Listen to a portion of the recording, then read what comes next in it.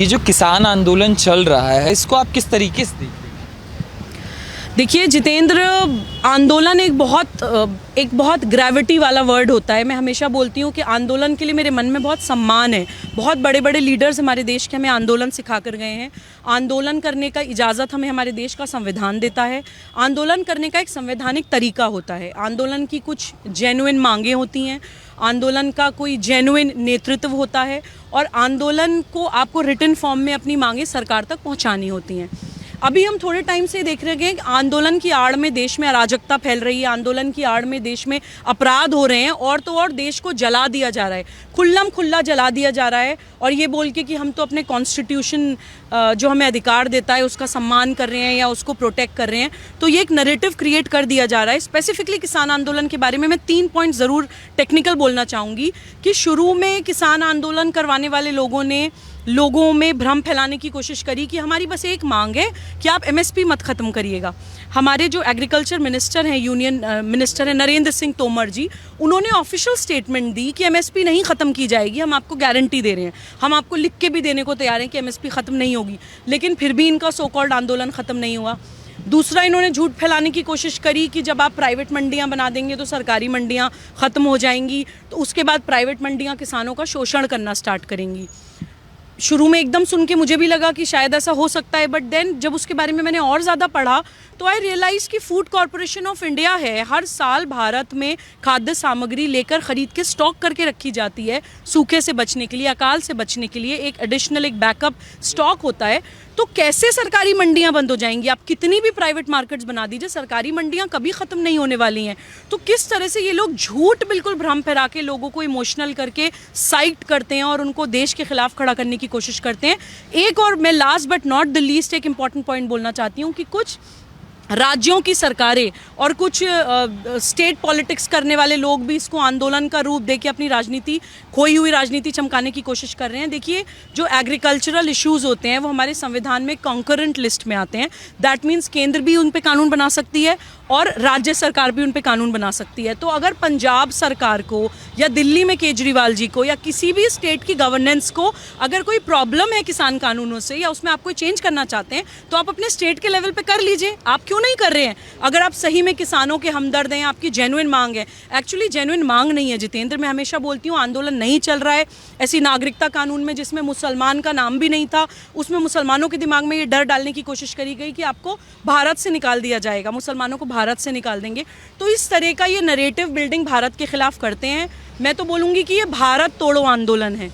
देखिए, जो अब हमारे देश में बहुत सालों के बाद हमारी सरकार भी ऐसी आई है जो विकास की बात कर रही है, लोगों को जोड़ने की बात कर रही है, राष्ट्रवाद की बात कर रही है और बहुत अच्छे अच्छे डायनामिक काम कर रहे हैं। और बहुत सालों के बाद लोग भी जाति, संप्रदाय, पंथ से ऊपर उठकर भारतीय बन के रहने लगे हैं। लोगों के अंदर वो देशभक्ति की भावना या अपनी भारत माता से प्रेम करने की फीलिंग बहुत सालों के बाद दोबारा जागृत होनी स्टार्ट हुई है। हमारा स्वाभिमान जाग रहा है। ये कुछ भारत विरोधी मानसिकताओं से बर्दाश्त नहीं हो रहा है। वो हमें तोड़ने के लिए कैसे गुट बता रहे हैं। आप देखिए, शाहीन बाग में या नागरिकता कानून में ये लोग दलित, मुसलमान, 2 गुटों को इन्होंने भारत से तोड़ने की कोशिश करी थी। अब यहाँ पे किसान आंदोलन में ये लोग जाट और सिख, किस तरह से ये लोग सेगमेंट्स बनाते हैं। मैं देखिए आपके चैनल के माध्यम से जाट समाज से भी अपील करना चाहती हूँ। एक एग्जाम्पल भी दूंगी जितेंद्र। समाजवादी पार्टी के एक विधायक हैं Nahid Hasan, if I am not wrong. Nahid Hasan ने जब चौधरी चरण सिंह जी की मूर्ति विध्वंस करी थी, मूर्ति तोड़ी थी, और आज चौधरी चरण सिंह जी के पोते जयंत सिंह सेम मंच शेयर कर रहे हैं नाहिद हसन जी के साथ। मतलब आपके दादा की जिन्होंने मूर्ति तोड़ी हो। मैं जाट समाज से भी अपील करती हूँ कि आपके इतने शीर्ष का आपका एक नेतृत्व जिनके लिए आपके मन में इतना सम्मान है, उनकी मूर्ति तोड़ने वाले, उनको इतना बेइज्जत करने वाले आज सेम मंच पे आकर आपको वरगला रहे हैं। तो आप भी थोड़ा सा मनन करिए। हम उस जीन्स को, अपनी उस जेनेटिक हिस्ट्री को हम कैसे भूल जाते हैं? हम कैसे भूल जाते हैं अपना वो शौर्य और पराक्रम का इतिहास? जितनी भी वीर कौम है, जितनी भी वीर हमारे भाई हैं देश के, उनको ये देश से तोड़ने की कोशिश करते हैं। देखिए, इंडियन आर्मी में सबसे ज़्यादा सिख रेजिमेंट आप देखिए, जाट समाज से ज़्यादातर लोग आर्मी में जाते हैं। तो जो वीर कौमें हैं जो देश के लिए मरने मिटने को तैयार होती हैं, उनको ये लोग देश से तोड़ने की कोशिश करते हैं, पॉलिटिसाइज करने के लिए हमारे ही घर में हमसे ही आग लगवाते हैं। मैं सिख समाज को भी वो इतिहास याद दिलाना चाहती हूँ जितेंद्र। अभी कानपुर में 4 साहिबजादे दिवस पे मैं इनवाइटेड थी। वहाँ पे मुझे सिख समाज का वो गौरवशाली इतिहास जानने को मिला। मुझे पता चला कि सिख समाज के जो गुरु गोबिंद सिंह जी के जो बच्चे थे, जो गुरुपुत्र नाम से हम लोग जानते हैं, उनको सम्मान करते हैं, वो एक 6 साल का बच्चा, एक 8 साल का बच्चा विदेशी आक्रांता की आंखों में आंखें डाल के बात करता है। विदेशी आक्रांता उनसे पूछते हैं कि तुम्हें अगर छोड़ दिया तो तुम क्या करोगे। तो वो ये बोलते हैं, और वो बोलते हैं कि हम अपने समाज को इकट्ठा करेंगे और तुमसे आके लड़ेंगे। 6 साल का और 8 साल का बच्चा। और फिर विदेशी आक्रांता उनसे बोलता है कि अगर हार गए तो, उनको बच्चा समझ के वो बात कर रहा है, तो वो ये बोलता है, एक 6 साल का बच्चा और 8 साल का बच्चा, कि सिख कभी हारता नहीं है देश के और धर्म के लिए। सिख या तो जीतता है या शहीद होता है। तो देखिए किस तरह की कौमों को, फियर्स फाइटर्स को ये भारत से तोड़ने की कोशिश कर रहे हैं। देखिए खालिस्तान और खालसा में फ़र्क होता है, ये हमें समझने की ज़रूरत है, ये हमें जानने की ज़रूरत है। ऐसी मैं मुस्लिम समाज से आती हूँ, मैं जानती हूँ जितेंद्र की मुसलमान का माइंड ऐसे काम करता है कि आप उसको ईमान के नाम पे, ईमान की बहुत वैल्यू होती है मुस्लिम के लिए, आप उसको ईमान के नाम पे किसी भी चीज़ के लिए चार्ज अप कर दीजिए तो वो मरने मिटने के लिए तैयार हो जाता है। मैंने अपना ईमान अपने देश से जोड़ लिया है। मैं लाल किले पे खड़े होकर आपको ये बाइट दे रही हूँ, मैं मरने से भी नहीं डर रही हूँ क्योंकि मेरा ईमान मेरे देश से जुड़ गया है। तो इसीलिए मुसलमान भी एक बहुत फियर्स कौम है। अशफाकुल्ला खान हो या एपीजे कलाम हो या ब्रिगेडियर उस्मान हो, जो भी कौम भारत के लिए मरने मिटने को तैयार होती हैं, उनको ये आंदोलनों के नाम पे, उनको कभी प्रताड़ित करके और फिर ये बोल के कि देखो भारत में तुम्हारे साथ ये हो रहा है, कभी उनको विक्टिम बना के, कभी उनको अपराधी बना के भारत को तोड़ने की कोशिश करते हैं। ये हम लोगों को समझने की ज़रूरत है। एक और मैं कौम का नाम यहाँ पे बोलना चाहूँगी Jitendra, otherwise this bite would be incomplete. Shaheen Bagh में दलित समाज के लोगों को इन लोगों ने भटकाने की कोशिश करी थी। देखिए दलित समाज हमारे भारत के वॉरियर्स हैं, हमारे धर्म योद्धा हैं। और धर्म जब मैं बोलती हूँ, मैं हमेशा कर्तव्य पालन की बात करती हूँ। धर्म से मेरा मतलब कोई पूजा पद्धति या पंथ नहीं है।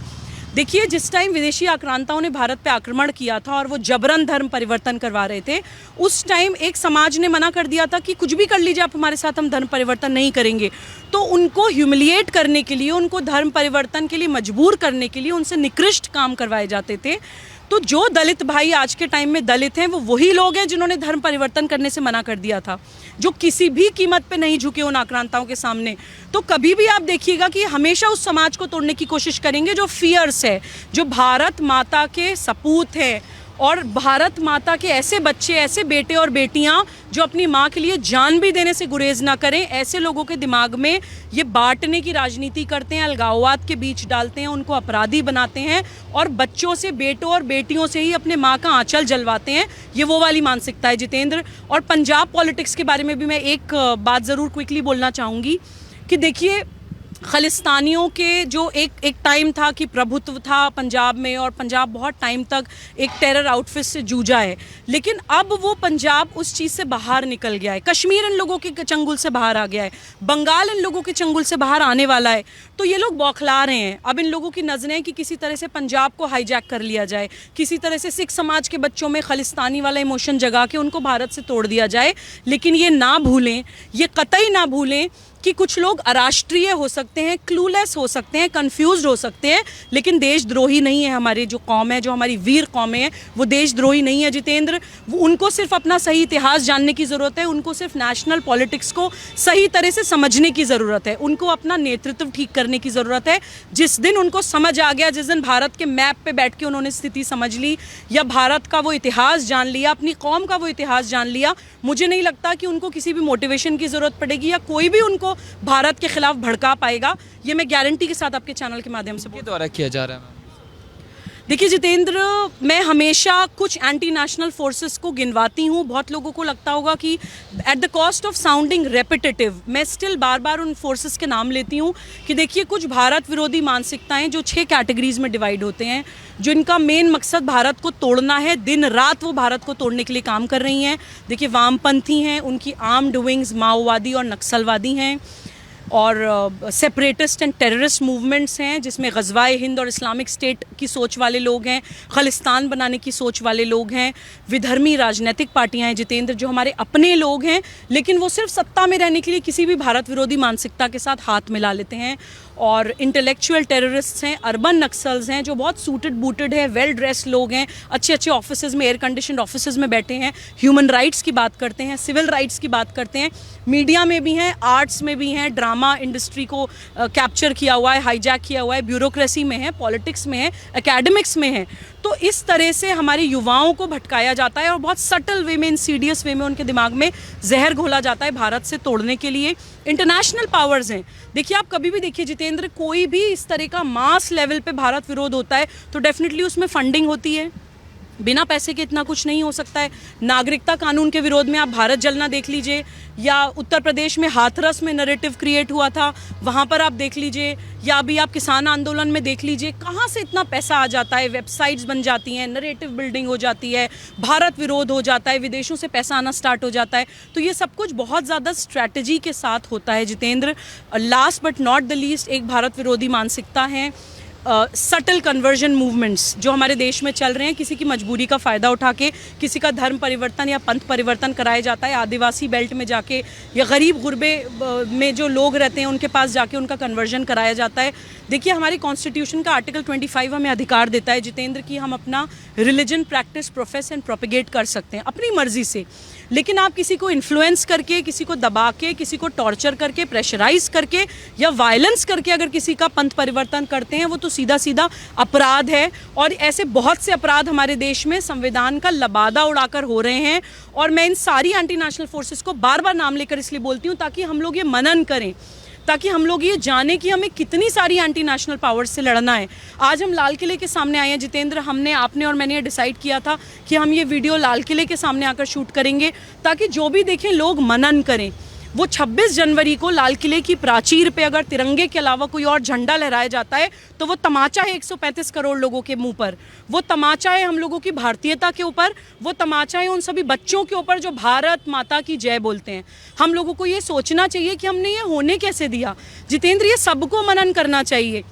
मैं सरकार से भी ये बोलती हूँ, देखिए मैंने जितेंद्र अपनी लाइफ में कभी कोई इलेक्शन ऐसा नहीं देखा जो हर कॉन्स्टिट्यूएंसी में मोदी जी के नाम पर वोट डला था। हर कॉन्स्टिट्यूएंसी में लोगों को इतना भरोसा है हमारे माननीय प्रधानमंत्री जी के ऊपर, मुझे खुद उनके ऊपर बहुत भरोसा है कि उन्होंने इतने बड़े बड़े डायनामिक काम इस देश के लिए किए हैं जो कोई भी लीडरशिप कभी नहीं कर पाई। मुझे लगता है कि वो ही कर सकते हैं, सिर्फ वही कर सकते हैं। वो बिल्कुल ये ना सोचें कि, हमें भी समझ आ रहा है कि ये जो भी हुआ लाल किले पे वो ये नैरेटिव बनाने के लिए किया गया कि अगर पुलिस गोली चलाएगी तो जलियांवाला बाग रिक्रिएट करेंगे या ये नैरेटिव बनाएंगे, दंगा करेंगे, बहुत सारे लोगों की जान जाएगी, ब्लड शेड होगा। देखिए मैं हमारे माननीय प्रधानमंत्री नरेंद्र मोदी जी तक अगर ये मैसेज पहुंचता है, उनसे अपील करना चाहती हूँ कि ये लोग आपको कभी सही नहीं बोलेंगे। आप कुछ भी कर दीजिए, ये आपको कभी सही नहीं बोलेंगे क्योंकि आप बहुत बड़ी पावर है इन लोगों के खिलाफ। आप इनका भारत विरोध चलने नहीं दे रहे हैं, आप इनकी बंद हुई दुकानें दोबारा खुलने नहीं दे रहे हैं और भारत माता के आगे एक फियर्स वॉरियर की तरह खड़े हैं, तो ये आपको हमेशा डिफेम करने की कोशिश करेंगे। मैं अपने माननीय प्रधानमंत्री जी को बोलना चाहती हूँ कि आप अकेले नहीं हैं, 135 करोड़ लोग आपके साथ हैं, उसमें से देश विरोधी, देशद्रोहियों को हटा दीजिए। Majority of people are with you. आपको इतने बहुमत से लाया गया है, आपकी एक आवाज पे ताली और थाली पूरा हिंदुस्तान बजाने लगा था। आप एक आह्वान करेंगे तो पूरा देश कुछ भी करने को तैयार हो जाता है। आपके साथ जन समर्थन है, आप इन लोगों को उखाड़ के फेंकिए। अगर आपको, मैं कहती हूँ, ब्लडशेड भी करना पड़े at the cost of sounding harsh. Jitendra देखिए, मैं ये मानती हूँ कि हमारे as an officer of the court बोल रही हूँ, मैं सुप्रीम कोर्ट में प्रैक्टिस करती हूँ। हमारी आईपीसी में सेक्शंस है, सेक्शन 96 टू सेक्शन 106 जो राइट टू प्राइवेट डिफेंस की बात करता है। अपनी पर्सन एंड प्रॉपर्टी को प्रोटेक्ट करने के लिए अगर हम कुछ करते हैं तो वो हमारा राइट टू प्राइवेट डिफेंस है। हम किसी को मारने नहीं जा रहे हैं, हम किसी के ऊपर आक्रमण नहीं कर रहे हैं, लेकिन अपने आप को बचाना हमारा ना ही सिर्फ लीगल राइट है बल्कि एक ह्यूमन राइट भी है। अपने आप को बचाने के लिए अगर ब्लडशेड भी होता है तो होए, उसको कौन रोक सकता है? मर थोड़ी जाएंगे। कोई अगर आके हमारी गर्दन काट देगा तो उनके सामने नतमस्तक थोड़ी हो जाएंगे। ये मैं पुलिस वालों को मैसेज देना चाहती हूँ। बोलते मैंने देखा जितेंद्र कुछ ग्राफिक्स कि हाथ जोड़ रहे हैं पुलिस वाले उन लोगों के सामने। देखिए, आप लोगों को गन सिर्फ जेब में रखने के लिए नहीं दी जाती है। मैं अपने पुलिस मेरे दादाजी डीएसपी थे मेरठ में 1960s में। मैंने वर्दी का वो वो जलवा देखा है जितेंद्र। मुझे बहुत अफसोस हुआ जब मैंने पुलिस वालों को हाथ जोड़ते हुए देखा। मैं उन पुलिस वाले भाइयों से भी अपील करना चाहती हूँ कि आप वो टाइम याद करिए जब आप सपना देखते थे कभी पुलिस ऑफिसर बनने का। आप वो टाइम याद करिए जब आपने पहली बार वो वर्दी पहनी होगी, जब आप ये सोचते होंगे कि मैं पुलिस बनूंगा तो मैं ये कर दूंगा, मैं वो कर दूंगा। तो देखिए, right to private defence police का भी होता है। आपको हाथ जोड़ने की जरूरत नहीं थी उनके सामने। राइट टू प्राइवेट डिफेंस आपका भी है Jitendra, right to private defence मेरा भी है। और वो सिर्फ मेरी पर्सन एंड प्रॉपर्टी के लिए नहीं है, किसी थर्ड पर्सन की पर्सन एंड प्रॉपर्टी को प्रोटेक्ट करने के लिए भी आप एक्सरसाइज कर सकते हैं। हर नागरिक भारत का ये सोच ले कि मैं यहाँ खड़ी हूँ जितेंद्र, मैं सोच लूँ कि मैं अगले 6 फुट तक कुछ गलत नहीं होने दूंगी। हर नागरिक अपनी ये जिम्मेदारी पहचान ले, अगला इंसान सोच ले मैं आगे 6 फुट तक कुछ गलत नहीं होने दूंगा। तभी हम इतने बड़े देश को इतनी सारी भारत विरोधी मानसिकताओं से बचा पाएंगे जितेंद्र।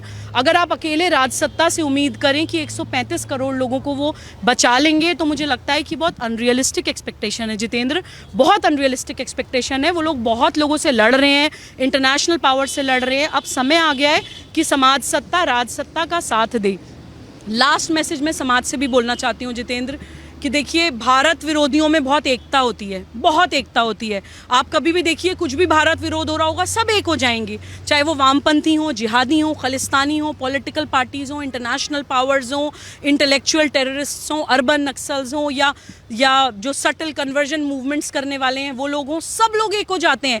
लेकिन हम लोग हमेशा वर्ण में, पंथ में, जातियों में, संगठनों में, बैनर्स में, पार्टीज़ में बट जाते हैं। तो देखिए, ये हमारी भी कमी है। प्लीज़ इसको मनन करिए। हमें बहुत लंबी लड़ाई लड़नी है, बहुत ख़तरनाक लड़ाई लड़नी है। प्लीज़ अपने देश का मैप खोलकर देखिए, बैठिए। एक तरफ आपके सर पे पाकिस्तान है, एक तरफ आपके सर पे चाइना है, और हम लोगों को कोई भी आके जातियों में बांट जाता है। प्लीज़ उस चीज़ से बाहर उभरिए। और जो फियर्स फाइटर्स हैं, फियर्स कौम है हमारे देश की, वो लोग अपना वो गौरवशाली इतिहास याद करें।